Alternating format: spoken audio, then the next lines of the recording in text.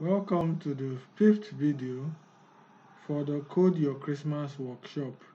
In this video, we'll be drawing a numbered calendar.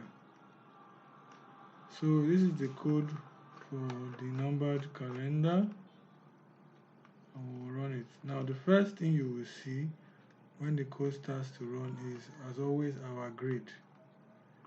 The grid will run, and it will run for all the sides. And after the grid is finished running, drawing starts. Now we start by drawing the horizontal lines and make up the shape.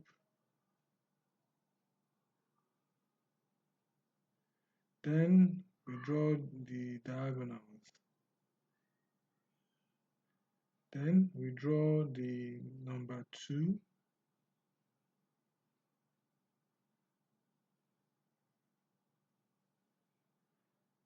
Then we draw the number 5.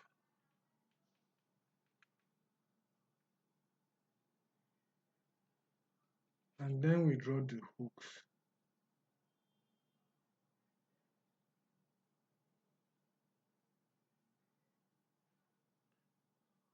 Thank you very much for watching. Please subscribe for the training.